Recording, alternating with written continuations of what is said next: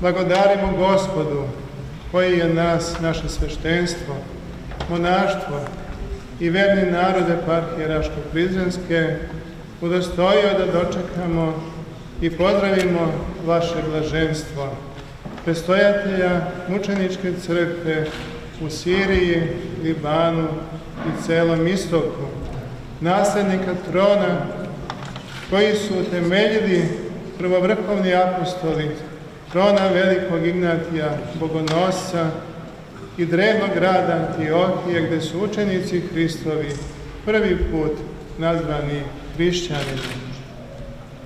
Dočekujemo vas sa ljubavlju u Svetoj Lavri Dečanskoj zadužbini svetoga velikomučenika, kralja srpskog Stefana Uroša, trećeg Dečanskog, i njegovog sina, cara Dušana, koja već skoro 700 godina sija kao svetionik istine Hristove na plodnoj Metohijskoj ravnici i čuva naš verni narod na putu spasenja.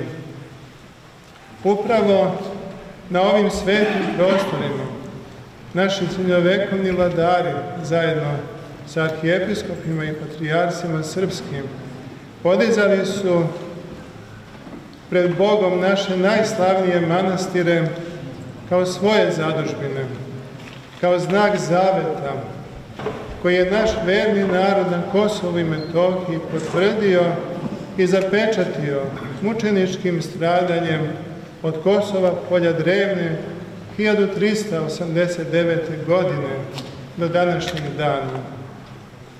Gotovo da nema ni jednog delića ove svete kosovsko-metohijske zemlje gde se ne mogu naći tragovi našeg istorijskog i duhovnog postojanja, od crkava, manastira, isposnica, grobalja. Zato je i posebno ovaj deo Srbije nazvan Metohijom po manastirskim imanjima velikih naših lavri.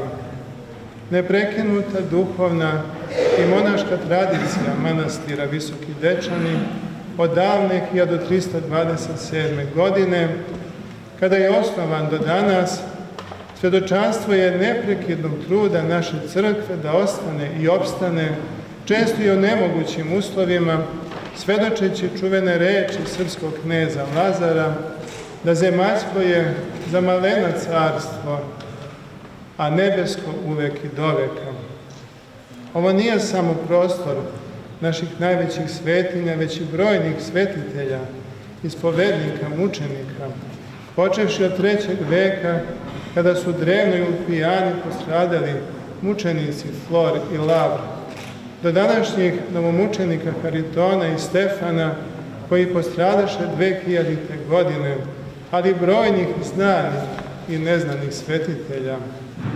Budući da dolazite iz stradalne i mučeničke Sirije i sami znate kako je danas teško opstati hrišćanima u situaciji kada smo okruženi onima koji gledaju svaku priliku da poruše naše svetinje i proteraju naš verni narod.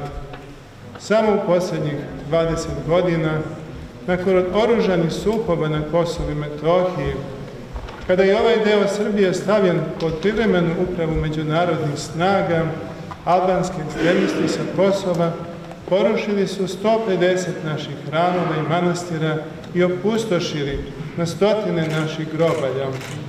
Samo ovaj manastir 4 puta je napadan granatama, a 2016. godine ispred kapije manastira uhapšena je islamistička grupa bliska ISIS-u. Zato je ovaj manastir i danas pod jakom zaštitom međunarodnih mirovnih snaga.